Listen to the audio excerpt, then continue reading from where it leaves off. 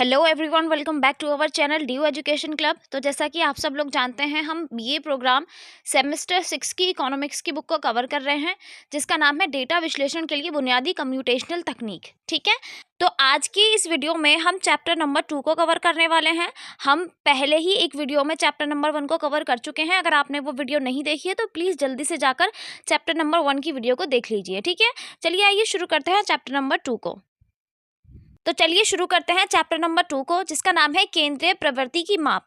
यानी कि यहाँ पे हम केंद्रीय प्रवृत्ति को देखेंगे और उससे रिलेटेड जो माप है उन सभी के बारे में पढ़ेंगे। ठीक है, चलिए देखते हैं। बहुत बड़ी सांख्यिकीय सूचनाओं को समझने के लिए उनका संक्षिप्तीकरण अत्यंत आवश्यक होता है। इसका मतलब ये है कि अगर इन्फॉर्मेशन बहुत बड़ी है तो उसको सही से समझने के लिए हमें उसे शॉर्ट में करना, यानी कि उसे छोटा करना बहुत ज़्यादा ज़रूरी होता है, ताकि हम उसे आसानी से समझ सकें। ठीक है, आंकड़ों की आवृत्ति वितरणों में वर्गीकृत कर लेने के बाद तुलना के लिए दूसरा कदम है उनकी विशेषताओं का अध्ययन करना। यानी कि सबसे पहले हम क्या करेंगे, इन्फॉर्मेशन को संक्षिप्त करेंगे, और दूसरा जो होता है वो होता है उसकी विशेषताओं के बारे में अध्ययन करेंगे। इन विशेषताओं की तुलना विभिन्न श्रेणियों के प्रातिनिधिक मूल्यों द्वारा किया जाता है। इसका उद्देश्य सांख्यिकियों में उन प्रातिनिधिक अंकों को चुनना है जिनके द्वारा श्रेणी में केंद्रीय मूल्य का माप किया जाता है। यानी कि यह है कि जिन मूल्यों का माप किया जाना है उन्हीं के बारे में हम इसमें अध्ययन करते हैं। ठीक है, इसके उद्देश्य से सांख्यिकी के उन प्रतिनिधि ऐसा इसलिए किया जाता है क्योंकि एक श्रेणी के व्यक्तिगत अवलोकनों में किसी केंद्रीय मूल्य के चारों ओर केंद्रित होने की सामान्य प्रवृत्ति पाई जाती है। इसीलिए ऐसी प्रवृत्ति को केंद्रीय मूल्य के माप के रूप में जाना जाता है। जब हम सारी चीज़ों को संक्षिप्त करते हैं, सभी विशेषताओं को पढ़ते हैं और फिर उससे जो रिलेटेड चीज़ें हैं उनका बहुत अच्छे से अध्ययन करने के बाद उन्हें चुन लेते हैं, तो यही जो होता है वो उसका केंद्रीय मूल्य कहलाता है। ठीक है, इन्हें सांख्यिकीय माध्य भी कहा जाता है। हम उसे केंद्रीय मूल्य या सांख्यिकीय माध्य भी कह सकते हैं। ठीक है, तो चलिए आगे बढ़ते हैं। इन्हें सांख्यिकीय मध्य भी कहा जाता है। ये निम्न 5 प्रकार के होते हैं। 5 प्रकार के कौन कौन से?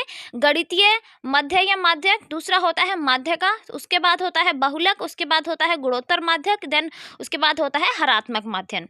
ठीक है, चलिए आगे बढ़ते हैं। हम सबसे पहले ये गणितीय माध्य या माध्यक के बारे में पढ़ेंगे। तो गणितीय माध्यक किसी श्रेणी के चल मूल्यों का गणितीय माध्यक उन योगों को उनकी संख्या से विभाजित करने पर प्राप्त होता है। यानी कि अगर हम गणितीय माध्यक निकालना चाहते हैं तो हमें क्या करना पड़ेगा, सभी संख्याओं का योग करके उसे जितनी संख्या है उससे विभाजित कर देते हैं, तो हमारा गणितीय माध्यक निकल के आ जाता है। ठीक है, यदि किसी श्रेणी के चल मूल्यों की संख्या x1 x2 x3 और ये जो है xn तक है, n तक यानी कि जितनी भी संख्याएं, जितने भी टर्म्स हैं, गणितीय माध्यक निम्न सूत्र द्वारा प्राप्त होगा। इसका जो फॉर्मूला होगा वो क्या होगा माध्यक का, 1/n x1 + x2 + x3 और etc, यानी कि जहां तक x की वैल्यू जा रही है, यानी कि जितनी संख्याएं हैं। ठीक है, सभी को क्या करेंगे, प्लस करेंगे, 1/n से डिवाइड करेंगे। n का मतलब होता है कि वो जितनी संख्याएं हैं। ठीक है, यहाँ पे इस फॉर्मूले को अगर आगे बढ़ा के देखेंगे तो ये आपको कुछ इस तरीके से दिखेगा, जैसे कि 1/n, देन उसके बाद सिग्मा x1 और सिग्मा x। ओके, उसके बाद हम कहेंगे सिग्मा x अपॉन में n, हम कह सकते हैं कि ये इसका टोटल फॉर्मूला बनता है। चलिए इससे रिलेटेड एक क्वेश्चन देख लेते हैं। यहाँ पे कुछ कर्मचारियों के वेतन की संख्या दे रखी है और हमें क्या करना है, मध्यक वेतन निकालना है। तो मध्यक वेतन निकालने के लिए हमें क्या करना है, सभी संख्याओं का सम करना होगा, सभी संख्याओं को जोड़ देंगे इसका मतलब। और जोड़ने के बाद हम क्या करेंगे, हमें क्या करना है, सम करना है, बटे में हमें क्या करना है, n करना है। तो सम करने के बाद जितनी संख्या है मतलब 1 2 3 4 5 6 7 8 9 10 संख्याएं हैं, यानी कि सम करने के बाद हम क्या करेंगे, 10 से डिवाइड कर देंगे। ठीक है, तो ये क्या आ जाएगा, यहाँ पे इसका माध्यक निकल के आ जाएगा। आई होप आपको समझ में आ गया होगा। यहाँ पे लिखा भी हुआ है, सबका सम करके दिखा रखा है, देन उसके बाद 10 से इसको डिवाइड भी कर रखा है। ठीक है, तो आपका आंसर है 587। ठीक है, आई होप कि आपको समझ में आ गया होगा। चलिए आगे बढ़ते हैं। हमारे पास नेक्स्ट रीति है या नेक्स्ट टाइप है, जिसका नाम है लघु रीति। लघु रीति उदाहरण एक ऋजु रीति द्वारा हल किया जाता है। यह रीति उन रीतियों में उपयुक्त है जहां चल मूल्यों का आकार छोटा एवं उनकी संख्याएं कम हो। यानी कि ऋजु जो रीति है सिर्फ वहां पे उपयोगी हो सकती है जहां पे मूल्य जो है वहां पे उनका आकार छोटा या कम हो। परंतु अगर ऐसा हो जाए कि संख्या जो है वो बहुत अधिक है या उनका आकार बहुत ज़्यादा बड़ा है, तो क्या होगा, हमें उनका योग करने में भी कठिनाई होगी। इसीलिए हमारे पास एक नई रीति आती है जिसे हम लघु रीति कहते हैं। ठीक है, गणना संबंधी इस कठिनाई से बचने के लिए लघु रीति का प्रयोग किया जाता जाता है। गणना की लघु रीति गणितज्ञ माध्य के इस प्रमुख विशेषता पर आधारित है कि किसी श्रेणी के माध्यक से चल मूल्यों के विचलन का बीजगणितीय योग सर्वदा शून्य होता है। ठीक है, अतः किसी चल के विभिन्न मूल्यों के विचलन एक कल्पित मध्यक से ज्ञात कर लिए जाते हैं और उनके योग को चल मूल्यों की संख्या से विभाजित कर लिया जाता है। यानी कि क्या करेंगे, इसमें हमें कल्पित माध्य निकालना होता है और कल्पित माध्य का योग करने के बाद हम चल मूल्यों की संख्या से उसे विभाजित कर देते हैं, तो हमारी लघु रीति जो है वो वर्क करने लगती है और माध्य हमें प्राप्त हो जाता है। ठीक है, इस प्रकार प्राप्त फल को कल्पित माध्य में जोड़ने से गणितज्ञ माध्य प्राप्त होता है। चलिए देखते हैं, इसका फॉर्मूला भी है। फॉर्मूला क्या है, यहाँ पे माध्य निकालने का जो फॉर्मूला है वो a plus sigma D X upon में n है। इसमें a जो है वो कल्पित माध्य है और dx का मतलब होता है x माइनस a। ठीक है, यानी कि a x में से हम कल्पित माध्य को घटा देंगे, उसके बाद हम क्या निकाल सकते हैं, हम dx निकाल सकते हैं। ठीक है, चलिए यहाँ पे इसको एक एग्जाम्पल से देखते हैं। एक्चुअली ये जो होता है ये आपका क्वेश्चन में ही दे रखा होता है। ये जो चीज़ है आपकी क्वेश्चन में ऑलरेडी दे रखी होती है, तो इसको निकालने के लिए टेंशन लेने की ज़रूरत नहीं है। मैं आपको दिखाऊंगी कि इसको कैसे निकालना है। ठीक है, चलिए देखते हैं। यहाँ पे क्वेश्चन दे रखा है, ये क्वेश्चन है आपका पूरा। इसमें क्या है, यहाँ पे एक क्वेश्चन दे रखा है, ये क्वेश्चन है आपका पूरा। इसमें क्या है, सबसे पहले सीरियल नंबर है, देन उसके बाद x की वैल्यू है, देन उसके बाद हमारे पास क्या है, a बराबर 400 दे रखा है, dx बराबर x माइनस a भी दे रखा है। ठीक है, जो कि हम यहाँ से इसको प्राप्त करेंगे। ठीक है, चल के देख लेते हैं एक बार फॉर्मूला। मैंने आपको क्या बताया था, a plus sigma D X upon में n। ठीक है, ये फॉर्मूला आपको याद रखना है क्योंकि यहाँ पे आगे वो यूज़ होने वाला है। चलिए तो फॉर्मूले का यूज़ करते हैं और मध्य निकालते हैं। तो मध्य बराबर क्या होगा, a plus sigma D X upon में n। तो यहाँ पे हम a की जगह 400 रखेंगे क्योंकि यहाँ पे ऑलरेडी क्वेश्चन में गिवन है। देखिए क्वेश्चन में यहाँ ऑलरेडी गिवन है a, तो a की जगह पे हम 400 रख देंगे। ठीक है, तो यहाँ पे a की जगह पे हमने 400 रखा। उसके बाद हमें क्या करना है, उसके बाद हमें सिग्मा dx रखना है। सिग्मा dx का मतलब होता है कि पूरी जो लाइन है इसका सम कर देते हैं, तो इसी को हम सिग्मा dx कहते हैं। ठीक है, तो सिग्मा dx 1870 यहाँ पे ऑलरेडी गिवन है 1870। उसके बाद क्या होगा, हमें बटे में 10 लेना होगा क्योंकि n संख्या यानी कि टोटल संख्या तो हमारे पास 10 है। इसी वजह से n जो होगा वो नंबर्स यानी कि 10 टोटल नंबर्स हैं। ठीक है, फिर उसके बाद क्या करेंगे, हम इसे सॉल्व कर देंगे। ठीक है, n 587 आपका आंसर है। आई होप आपको समझ में आ गया होगा। विच्छिन्न, उसके बाद है विच्छिन्न श्रेणी में गणितज्ञ माध्य की गणना करना। अब विच्छिन्न श्रेणी के बारे में पढ़ते हैं कि विच्छिन्न श्रेणी जो होती है वो क्या होती है और इसमें गणितज्ञ माध्य की जो गणना है वो कैसे होती है। इसके लिए भी अलग से फॉर्मूला है। आप सभी फॉर्मूले को अच्छे से पढ़ लीजिए क्योंकि क्या पता कौन सी श्रेणी से वो आपसे माध्य ज्ञात करने के लिए कह दे, तो इसीलिए एटलीस्ट आपको सारे फार्मूलाज तो पता होने चाहिए। ठीक है, फार्मूलाज पता है तो आप आराम से सॉल्व भी कर लेंगे क्योंकि इतने ज़्यादा हार्ड क्वेश्चंस नहीं हैं इसमें। ठीक है, चलिए आगे बढ़ते हैं। हम पढ़ेंगे विच्छिन्न श्रेणी को। विच्छिन्न श्रेणी में गणितज्ञ माध्यक की गणना एवं लघु दोनों ही विधियों द्वारा किया जाता है। यानी कि हम ये कह सकते हैं कि इस श्रेणी में जो गणना की जाती है वो लघु भी हो सकती है और जो है वो हमारी थोड़ी सी ये बड़ी भी यानी कि दीर्घ भी हो सकती है। ठीक है, इसके बाद ऋजु रीति का जो सूत्र होता है वो इस तरीके से होता है, माध्यक बराबर 1/n f1 x1 plus f2 x2 और यहाँ तक ये संख्याएं चलती रहती हैं वहाँ तक। ठीक है, और हम इसको अगर शॉर्ट में लिखेंगे तो कैसे लिखेंगे, सिग्मा एफ एक्स अपॉन में n। ये आप याद रख लीजिए, ये आपके लिए इंपॉर्टेंट है। ठीक है, सिग्मा एफ एक्स अपॉन में n। चलिए आगे बढ़ते हैं, इसको देखते हैं कि इसको यूज़ कैसे करना है। यहाँ पे उदाहरण भी है, क्वेश्चन भी है, चलिए देख लेते हैं। ठीक है, तो निम्न तालिका में एक महीने के किसी सप्ताह के 7 दिनों के लिए 100 दुर्घटनाओं का वितरण दिया गया है। दिए गए महीने में शुक्रवार और शनिवार 5 तथा अन्य 4 थे। ठीक है, यदि प्रतिदिन दुर्घटनाओं की संख्या बताइए। हमें क्या करना है, अगर ये पूछे तो इसका मतलब ये है, अगर टोटल नंबर पूछ रहा है, प्रतिदिन होने वाली दुर्घटनाओं की संख्या पूछ रहा है, इसका मतलब है कि वो क्या पूछ रहा है, आपको यहाँ पे मध्यक निकालना है। तो मध्यक निकालने के लिए आपको क्या करना पड़ेगा, पहले क्वेश्चन को देखना पड़ेगा। यहाँ पे क्वेश्चन ऑलरेडी गिवन है, ये रहा क्वेश्चन, आपको इसको टेबल की फॉर्म में रख देना है। चलिए देखते हैं टेबल की फॉर्म में आप इसको कैसे रखेंगे। तो ये टेबल की फॉर्म में ऐसे रख सकते हैं इसको। ठीक है, इधर डेज लिख लेंगे आप, एक्सीडेंट नंबर ऑफ एक्सीडेंट लिख लेंगे, फिर उसके बाद नंबर ऑफ मंथ लिखेंगे। ठीक है, क्योंकि क्वेश्चन में ऑलरेडी गिवन था नंबर ऑफ मंथ 4 थे। ठीक है, उसके बाद क्या होगा, ये टोटल एक्सीडेंट यानी कि हम एफ एक्स निकालेंगे। एफ एक्स निकालने के लिए हमें क्या करना पड़ता है, नंबर ऑफ एक्सीडेंट को जो जिस फ्रीक्वेंसी से वो हो रहे हैं उससे गुणा कर देते हैं। तो 20 की 4 से गुणा करेंगे तो 20 चौक 80 होता है, 22 की 4 से करेंगे तो 22 चौक 88 होता है। इसी तरीके से हम सारी चीज़ों की गुणा करके एफ एक्स निकाल लेंगे। एंड एफ एक्स निकालने निकालने के बाद हमें रखना है फॉर्मूला। तो सिग्मा एफ एक्स की वैल्यू यहाँ पे कर लिख लेंगे। जब सारे एफ एक्स निकल के आ जाएंगे सभी को जोड़ देंगे तो वो सिग्मा एफ एक्स होगा, ठीक है। और एन की वैल्यू निकालने के लिए हमें सारी जो फ्रीक्वेंसीज थी उनको प्लस करना पड़ेगा, जिससे हमारी एन की संख्या आ जाती है, ठीक है। चलिए अब इसको फॉर्मूला में पुट कर लेते हैं। तो फॉर्मूला क्या था, मध्यक बराबर सिग्मा एफ एक्स अपॉन में 2। तो सिग्मा एफ एक्स क्या है, हमारे पास 428 है और हमारे पास एन की संख्या भी है जो कि 30 है। तो 428 अपॉन में 30 इज इक्वल टू 14.27, ठीक है। तो हम इसे 14.27 न कह के एवरेज में इसे 14 भी कह सकते हैं, यानी कि 14 एक्सीडेंट जो है वो पर डे हो रहे होंगे, ठीक है। तो ये आपका माध्यक था। उसके बाद देखिए क्या है, लघु रीति द्वारा गणितज्ञ माध्य की गणना करना। अगर लघु रीति से करेंगे तो कैसे करेंगे, तो लघु रीति से करने का भी फॉर्मूला है, वो है माध्यक बराबर A plus sigma F X T F D X upon में एन। सो जिसमें ए जो है उसे कल्पित माध्य है, यानी कि अभी हमने बताया था ना आपको, कल्पित माध्य होता है जो दे रखा होता है ऑलरेडी उसमें। उसके बाद हमें डी एक्स दे रखा होता है जो कि एक्स माइनस ए से निकलता है और एन बराबर सिग्मा एफ होता है, ठीक है। चलिए आगे बढ़ते हैं। यहाँ पे क्वेश्चन भी दे रखा है और सारी चीज़ें ऑलरेडी गिवन है। यहाँ पे dx की वैल्यू भी दे रखी है, a बराबर भी दे रखा है।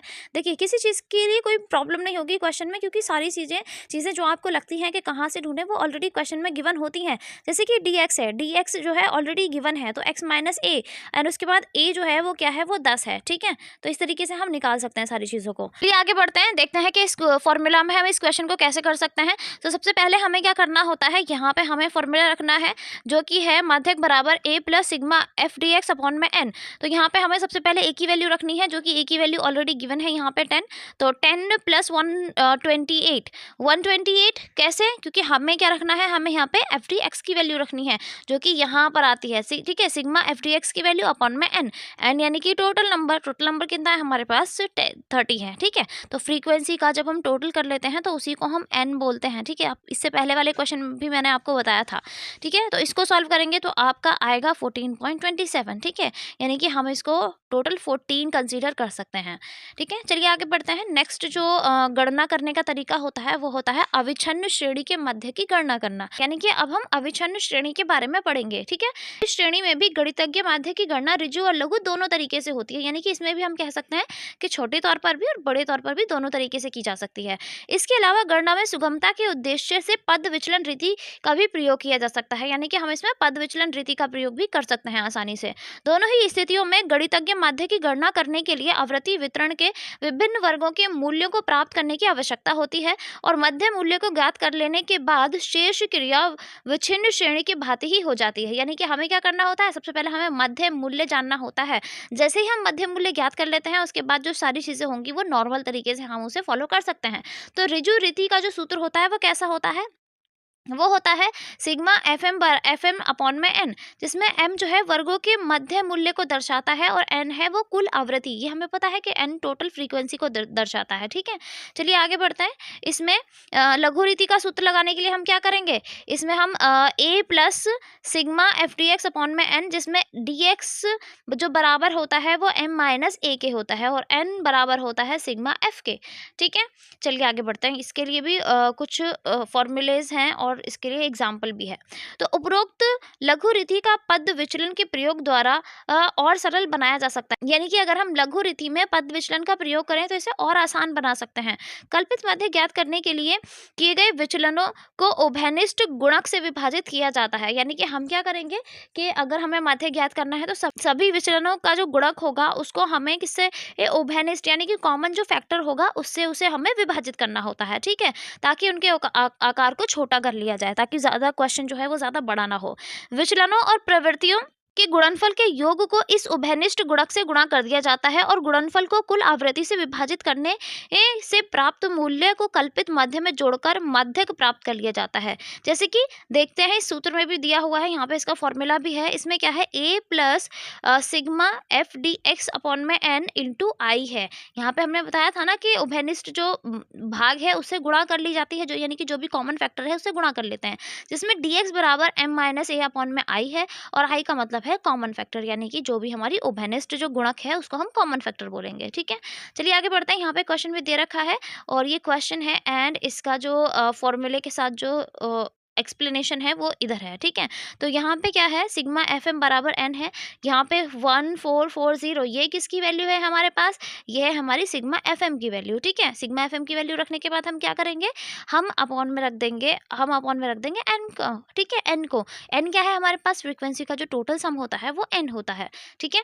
चलिए आगे बढ़ते हैं। आई होप आपको समझ में आ गया होगा, बस आपको इससे डिवाइड करना है। एंड उसके बाद हम लघु रीति का भी उपयोग कर सकते हैं। यहाँ पे लघु रीति का भी फॉर्मूला लगा रखा है, पद विचलन रीति का भी फॉर्मूला है। तो आप इन सारे फॉर्मूलाज को एक बार याद कर लेंगे तो आपको ये वाला जो आंसर है ये निकालना बहुत आसान हो जाएगा, क्योंकि फॉर्मूलेज याद होंगे तो आप आसानी से किसी भी नंबर को पुट करके उसका आंसर निकाल सकते हैं, ठीक है। तो आई होप कि आप सभी फॉर्मूले को बहुत अच्छे से याद कर लेंगे ताकि आपको कोई परेशानी ना हो। यहाँ पे और भी क्वेश्चंस दे रखे हैं एवरीवन, अगर आप चाहें तो इन क्वेश्चंस को अटेम्प्ट कर सकते हैं। चलिए आगे बढ़ते हैं, ठीक है। तो यहाँ पे मैं एक और एग्जाम्पल आपको बता रही हूँ, example number 7। The main wages of 100 workers in factory running 2 shifts of 60 and 40 workers, यानी कि एक फैक्ट्री में 100 वर्कर्स हैं, उसमें से 60 जो हैं वो एक शिफ्ट में काम करते हैं एंड 40 जो हैं वो एक शिफ्ट में काम करते हैं। उसके अलावा देखिए क्या दे रखा है कि यहाँ पे जो वेजेस हैं रेस्पेक्टिवली वो 38 हैं। The main ways of 60 workers in the morning shift RS 40, यानी कि जो मेन वेजेस है जो वर्कर 60 वर्कर्स हैं उनका 40 रुपीज़ है। Find the main wages of workers in working in the evening shift, यानी कि जो इवनिंग शिफ्ट में 40 लोग काम कर रहे हैं उनका जो वेजेस है वो कितना होगा, वो ये हमें ये फाइंड करना है, ठीक है। चलिए आगे देखते हैं। यहाँ पे सारी चीज़ें गिवन हैं, जो भी चीज़ें, जो भी टर्म्स हमें गिवन है वो हमने लिख लिए हैं, जो लिखे हुए हैं इसमें। तो सबसे पहले x1 की वैल्यू है, फिर n2 की, x2 की वैल्यू हमें निकालनी है, क्योंकि हमें निकालना है कि दूसरे जो वर्कर्स हैं वो कितने वेजेस हैं उनके, ठीक है। फिर उसके बाद हमें एक एक्स्ट्रा टर्म दे रखी है जो 38 है, देन उसके बाद हमारे पास n की वैल्यू है, ठीक है। चलिए सारी वैल्यूज़ को रख देते हैं। सबसे पहले हम क्या करेंगे, x12 की वैल्यू हमें जब ऑलरेडी दे रखी है, क्योंकि ये अलग टर्म है तो इसको बाहर रखेंगे, ठीक है। तो n1 into x1 plus n1 n2 into x2 n upon में n1 प्लस n2 रखेंगे, ठीक है। तो 38 हमारे पास ऑलरेडी गिवन था, देन उसके बाद 60 इंटू 40 प्लस 40 इंटू x2, क्योंकि हमें यही तो वैल्यू निकालनी है, एंड नीचे हम 60 40 प्लस कर देंगे, ठीक है। आई होप आपको समझ में आ गया होगा। उसके बाद क्या होगा, 3800 में से हम 2400 माइनस कर देंगे अपॉन में 40, एंड ये बराबर हो जाएगा 35 के, ठीक है। आई होप आपको समझ में आ गया होगा। और अगर आपको ये ना समझ में आया हो तो आप सिर्फ इतना भी देख सकते हैं। आपको क्या करना है, 1300 बराबर 2400 प्लस 40 इंटू x2, आप इस तरीके से भी निकाल सकते हैं, ठीक है। चलिए आगे बढ़ते हैं। यहाँ पे और भी एग्जाम्पल्स हैं, आप उनको खुद करने की कोशिश करिएगा। अगर आपसे ना हो तो आप कमेंट बॉक्स में टाइप कर सकते हैं, हम उनका आंसर आपको बता देंगे, ठीक है। वैसे बहुत आसान सा क्वेश्चन है, जैसे इससे पहला आपने क्वेश्चन किया है वो वही वाला इसी तरीके का क्वेश्चन था। चलिए आगे बढ़ते हैं। भरांकित गणितीय की गणना, ठीक है, यानी कि भरांकित जो गणितीय मध्य है उसको कैसे ज्ञात करते हैं। तो भरांकित जो होता है वो कैसे होता है, चलिए देखते हैं। भरांकित गणितीय मध्य एक ऐसा मध्य है जिसमें चल के विभिन्न मूल्यों को दिए गए अंकों, जिन्हें भार कहते हैं, यानी कि जो भी मूल्य दिए गए हैं जिन्हें भार यानी कि वेट कह सकते हैं, से गुणा कर दिया जाता है और गुणनफलों का योग प्राप्त किया जाता है। यानी कि हम क्या करेंगे, सभी मूल्यों से उन्हें गुणा करेंगे, उसके बाद हम क्या करेंगे, उनका योग कर देंगे, ठीक है। जो गुणनफल है उसका योग कर देंगे। इस योग को भारों के योग से विभाजित करके वंचित फल प्राप्त किया जाता है, जिसका सूत्र जो है वो लिखा हुआ है। यहाँ पे मध्य निकालने का क्या तरीका है, sigma WX1 plus WX2 and WX3, यानी कि जितने भी मूल्य हैं उन सबको हम जोड़ेंगे और जितने भी नंबर्स हैं उन सबके जोड़ से उसको डिवाइड कर देंगे, ठीक है। यानी कि सभी नंबर्स को आपस में गुणा करेंगे और उन सभी नंबर्स के सम से उसे डिवाइड कर देंगे। तो इसी तरीके से यहाँ पे ये भरांकित गणितीय मध्य निकल के आ जाता है। तो यहाँ पे हम सिंपली कह सकते हैं, तो सिग्मा WX अपॉन में W करके हम इसका आंसर निकाल सकते हैं। बहुत ही आसान तरीका है, यहाँ पे दिया भी हुआ है। चलिए देखते हैं। प्रत्येक स्थान के लिए औसत प्रति घंटा मजदूरी ज्ञात कीजिए। कारण सहित बतलाइए कि श्यामनगर में दोनों वर्गों श्रमिकों की औसत प्रति घंटा मजदूरी कम होने के बाद भी क्यों श्यामनगर के मजदूरों की औसत प्रति घंटा मजदूरी रामनगर के मजदूरों की औसत मजदूरी से अधिक है। यानी कि हमें यहाँ पे दो नगर दे रखे हैं, एक श्यामनगर है एक रामनगर है, एंड हमें उन दोनों को कंपेयर करके बताना है कि श्यामनगर के जो मजदूर हैं उनकी मजदूरी का जो औसत है वो कितना है, एंड अगर श्यामनगर के मजदूरों की औसत ज़्यादा है तो क्यों ज़्यादा है, ठीक है। चलिए देख लेते हैं। यहाँ पे दोनों नगर दे रखे हैं, एक तरफ रामनगर है दूसरी तरफ श्यामनगर है। यहाँ पे स्किल्ड है और अनस्किल्ड है, यानी कि skilled people and unskilled people.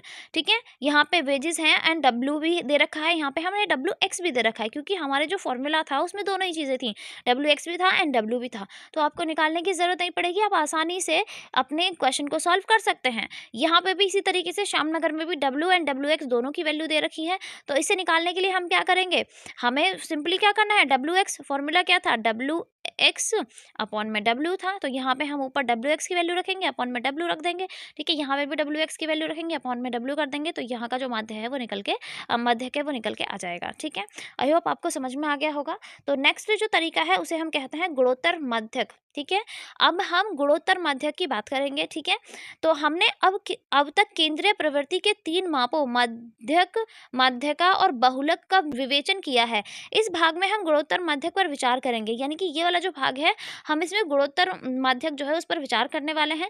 व्यवसाय और अर्थशास्त्र में इन दोनों माध्यकों का कभी कभी प्रयोग किया जाता है, यानी कि सभी तरीके के माध्यकों का प्रयोग करना आपको आना चाहिए। ठीक है, तो चलिए बात करते हैं यहाँ पे गुणोत्तर माध्यक की। गुणोत्तर माध्यक को हम जी एम से दर्शाते हैं और इसका जो फॉर्मूला होता है वो होता है बाहर एन एंड अंडर रूट में x1 plus x1 into x2 and यहाँ तक जहाँ तक हमारी जो n की जो x की जो संख्या होती है, यानी कि जहाँ तक वो जा रहा होता है वहाँ तक।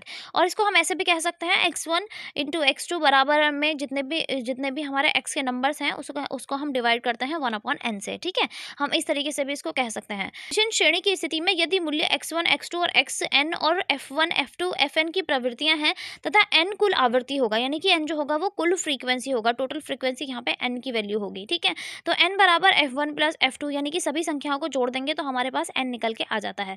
इसी तरीके से फॉर्मूला में अगर हम रखेंगे गुणोत्तर श्रेणी के में, तो हम इसे कैसे रखेंगे, अभी हमने बताया था कि n बाहर होगा और बाकी सारे जो नंबर्स होंगे वो अंदर होंगे एक दूसरे के डिवाइड में, वो भी अंडर रूट में। ठीक है, चलिए आगे बढ़ते हैं। गणना में सुविधा के लिए लघु गणकों, यानी कि जो लघु गणक है उनका भी प्रयोग बहुत ज़्यादा प्रचलित है। तो लघु गणक का प्रयोग कैसे कर सकते हैं, या लघु गणक जो है वो कैसे निकालेंगे, तो वो होता है AL बराबर log x1 plus log x2 plus log xn, यानी कि जितने भी लॉग्स होते हैं उन सबको हमें यहाँ जोड़ना होता है और AL से हमें उसकी गुणा करनी होती है। तो इसमें हम जो फॉर्मूला है उसको हम शॉर्ट भी कर सकते हैं, उसे कह सकते हैं AL ब्रैकेट में सिग्मा log x अपॉन में n। यहाँ पे AL का मतलब होता है एंटी लॉग। ठीक है, AL का मतलब एंटी लॉग है। चलिए आगे बढ़ते हैं। विच्छिन्न श्रेणी में अगर हम विच्छिन्न श्रेणी की बात करें तो इसमें जो फॉर्मूला होगा वो होगा GM बराबर AL sigma F log x upon में n, या फिर हम अविच्छिन्न श्रेणी की बात करें तो इसमें बात करेंगे AL sigma log m upon में n। ठीक है, चलिए आगे बढ़ते हैं। यहाँ पे इसका एक एग्जांपल भी दिया हुआ है और जो फॉर्मूला में पुट करके भी दिखाया गया है, जो बड़ा ही आसान है। तो यहाँ पे गुणोत्तर माध्यक ज्ञात करना था, तो कैसे करेंगे, तो का फॉर्मूला अभी आपको बताया था कि n और अंडर रूट में जितने भी नंबर्स होते हैं उन सबके आपस में गुणा कर देते हैं, तो हमारा क्या निकल के आ जाता है, GM निकल के आ जाता है। तो चलिए ऐसे ही करते हैं। तो यहाँ पे टोटल नंबर्स जो हैं वो क्या होंगे, वो हमारे n होंगे एंड उसके बाद जो सभी नंबर्स हैं उनको गुणा में हमें अंडर रूट में रखना होगा। तो यहाँ पे अगर हम इसे सॉल्व करेंगे तो अंदर तो ये 64 बन जाएगा एंड बाहर जो है ये 3 रह जाएगा। ठीक है, और यहाँ से निकलेगा 64 से अगर हम इसका क्यूब रूट बाहर निकालेंगे तो ये 4 का क्यूब रूट निकलेगा। ठीक है, आई होप कि आपको पता होगा कि जो 4 होता है उसका जो क्यूब रूट होता है वो 64 होता है। ठीक है, चलिए आगे बढ़ते हैं। लघु गणकों के प्रयोग द्वारा इस प्रश्न को ढंग से हल किया जा सकता है, यानी कि हम इसे और भी आगे सॉल्व कर सकते हैं अगर आप चाहें तो लघु गणक वाले फॉर्मूले लगाकर भी। ठीक है, आगे बढ़ते हैं। तो चलिए एक और एग्जांपल को देखते हैं। निम्न आंकड़ों के गुणोत्तर माध्यक ज्ञात कीजिए, यानी कि हमें गुणोत्तर माध्यक ज्ञात करना है और आपके पास आंकड़े भी हैं। तो चलिए इस क्वेश्चन को बना लेते हैं। तो सबसे पहले हमें पता है कि हमें क्या करना है, हमें फॉर्मूला रखना है। इस फॉर्मूले में हमें याद होना चाहिए कि इसका फॉर्मूला क्या है। अगर आपको फॉर्मूला याद नहीं है तो आप अटक जाएंगे। सो प्लीज़ सारे फॉर्मूलेस को बहुत अच्छे से याद कर लीजिएगा। तो फॉर्मूला क्या है, AL ब्रैकेट में sigma F log x upon में n। सो यहाँ पे हम इसकी सबकी वैल्यू रख देंगे। तो सिग्मा F log x की जो वैल्यू है ये आपके टोटल जो fx होता है उसको सम करने के बाद आती है। और n मैं आपको बता ही चुकी हूँ, फ्रीक्वेंसी का जब हम सम कर लेते हैं तो उसको हम n बोलते हैं। ठीक है, तो सिग्मा F log x की वैल्यू रखेंगे, उसके बाद हम n की वैल्यू रखेंगे एंड देन उसके बाद हमारा आंसर निकल के आ जाएगा। ठीक है, एक और क्वेश्चन है, यहाँ पे भी आपको मध्यक का गुणक ज्ञात करना है, तो आप इस क्वेश्चन को खुद से अटेम्प्ट नोट करिएगा, यहाँ पे मैंने आंसर पर भी मार्क कर दिया है, ठीक है। चलिए आगे बढ़ते हैं। गुणोत्तर माध्यक की विशेष प्रयोग, यानी कि गुणोत्तर जो माध्यक है उसके क्या क्या प्रयोग होते हैं, हम क्यों उसको निकालते हैं, ठीक है, चलिए जानते हैं।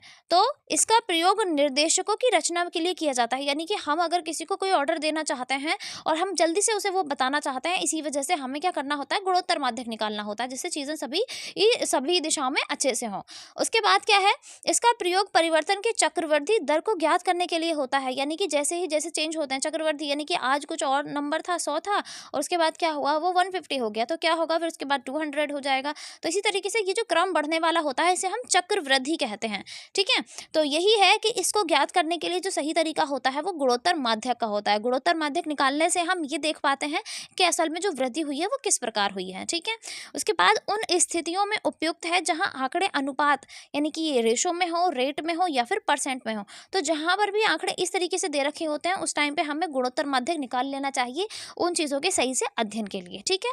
उसके बाद यहाँ पे कुछ और एग्जाम्पल दिए हुए हैं। किसी देश की कुल राष्ट्रीय उत्पादन 10 साल पहले 1000 करोड़ रुपए था, अब 2000 करोड़ रुपए है, ठीक है। परिवर्तन की दर ज्ञात कीजिए, यानी कि अब हमें परिवर्तन की दर ज्ञात करनी है। पहले क्या था कि 1000 करोड़ था, अब क्या है वो 2000 करोड़ है। तो हमें क्या करना है, हमें परिवर्तन जो ये हो रहा है ना उसकी दर ज्ञात करनी है। तो इसकी दर ज्ञात करने का जो बहुत अच्छा सा तरीका होता है वो होता है, फॉर्मूला है हमारे पास Pn बराबर, यानी कि ये क्या है हमारे पास, ये परावर्तन की दर ज्ञात करने का तरीका है। तो P0 ब्रैकेट में 1 + R उसकी पावर n, ठीक है, यानी कि जो टोटल नंबर्स होंगे वो पावर बनेंगे, ठीक है। तो जहाँ पे इन टर्म्स का भी मतलब मैं आपको बता देती हूँ ताकि आपको कोई कंफ्यूजन ना हो।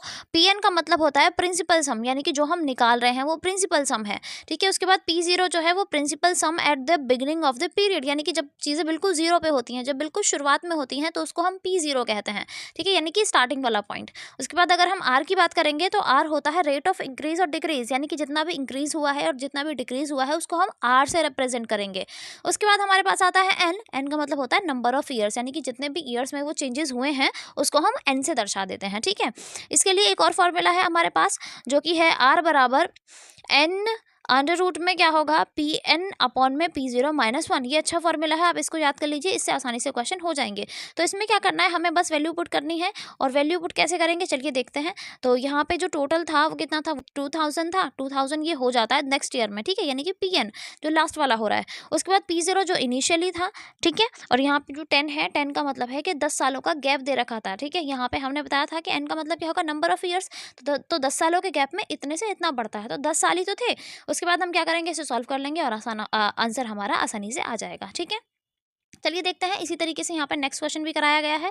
नेक्स्ट क्वेश्चन में क्या है, एक वस्तु की कीमत 1998 से 1999 में 5% और 1999 से 2000 में 8% और 2000 से 2001 में 77% बढ़ी। तो यहाँ पे कुछ ईयर्स दे रखे हैं और उनमें बताया गया है कि यहाँ पे इतने परसेंट बढ़ी, वहाँ पे इतने परसेंट बढ़ी और उसके बाद वहाँ पे इतने परसेंट बढ़ी, ठीक है।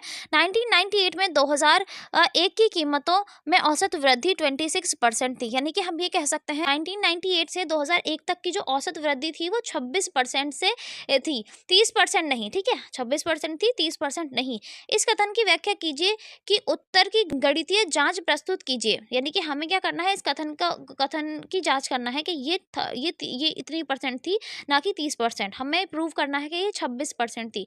तो कैसे निकालेंगे, हमें पता होना चाहिए कि कितनी जो ईयर्स थी वो 200.7 है। अवधि के आरंभ में जो कीमत थी वो कितनी थी, वो 100 रुपये थी, ठीक है। हमने इसे माना है।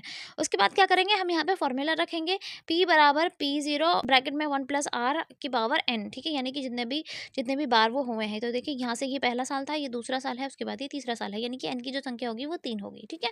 उसके बाद देखते हैं, इसको फॉर्मूला में पुट करते हैं। तो यहाँ पे 200.7 का मतलब है कि ये इनिशियली रही होगी, ठीक है, यानी कि हमने इसे इनिशियल माना है क्योंकि यहाँ वृद्धि हो जाती है। पहले अगर हम 100 मानेंगे तो उसके बाद क्या होगा कि उसमें वृद्धि होगी कितने परसेंट की, 5% की वृद्धि होगी। तो वो कितना हो जाएगा, वो 200 पॉइंट कितना हो जाएगा, 7 हो जाएगा, ठीक है। उसके बाद क्या होगा, उसके बाद हम 100 रखेंगे क्योंकि ये बिल्कुल शुरू वाली वृद्धि थी। उसके बाद 1 + R, ठीक है, वो भी पावर जो है वो 3 होगी। आगे सॉल्व करेंगे तो आपका आंसर आराम से आ जाएगा, ठीक है, जो कि है 27%। आई होप आपको इतनी मैथ्स तो आती होगी कि आप इन क्वेश्चंस को सॉल्व कर सकें आसानी से। छोटे छोटे डिवाइड के क्वेश्चन है, आई होप आपको इसमें प्रॉब्लम नहीं होगी, ठीक है। चलिए आगे देखते हैं। देखिए भरांकित गुणोत्तर माध्यक जो होता है उसको निकालने का क्या फार्मूला होता है, क्योंकि कभी कभी भरांकित मूल्य गुणोत्तर मध्यक जो है वो पूछ लिया जाता है। तो इसमें जो फॉर्मूला होता है वो बड़ा ही आसान सा है, जो कि है GM बराबर, यानी कि ये है भरांकित गुणोत्तर, ठीक है। तो एन को बाहर रखेंगे यानी कि टोटल नंबर्स को, और बाकी सब जो नंबर्स हैं, जो बाकी जो संख्या दे रखी है उनकी आपस में गुणा कर देंगे, और सारी जो नंबर होंगे उनको हम अंडर रूट में रखेंगे, ठीक है। तो इसी तरीके से हम एक एक और फॉर्मूला बना सकते हैं, और फॉर्मूला मतलब इसको एक्सप्लेन कर सकते हैं। तो यहाँ पे हम सारे जो लॉग्स हैं उनको प्लस करेंगे, एंड अपॉन में हम सभी जो लॉग्स हैं उनके जोड़ से क्या कर देंगे, इनका डिवाइड कर देंगे। यहाँ पे हमें डिवाइड करना है, ना कि गुणा। चलिए आगे बढ़ते हैं। उसके बाद यहाँ पे एक क्वेश्चन था, एंड उसका आंसर भी यहाँ पे आपको बता दिया गया है। तो यहाँ पे ये जो आंकड़े हैं इससे रिलेटेड आपको क्या निकालना है, इसका भरांकित मूल्य निकालना है। तो भरांकित मूल्य का फॉर्मूला रखिए, एंड देन सारी वैल्यूज पुट करने के बाद आपको आंसर मिल जाएगा, ठीक है। आई होप आपको समझ में आ गया होगा। आपको बस क्या करना है, यहाँ से अपनी वैल्यूज उठानी है, यहाँ पे पुट करनी है, ठीक है। टोटल नंबर से हमें यहाँ पे पुट करना है, उसके बाद हमारे पास डिवाइड करने के बाद ये आंसर निकलेगा, ठीक है। चलिए एक क्वेश्चन और है इसमें, एग्जाम्पल नंबर 17, जो कि मैंने आपको कराया नहीं है, आप इसे खुद करने की कोशिश करिएगा, क्योंकि ये इससे भी ज़्यादा आसान है, पहले वाले से भी ज़्यादा आसान है, ठीक है।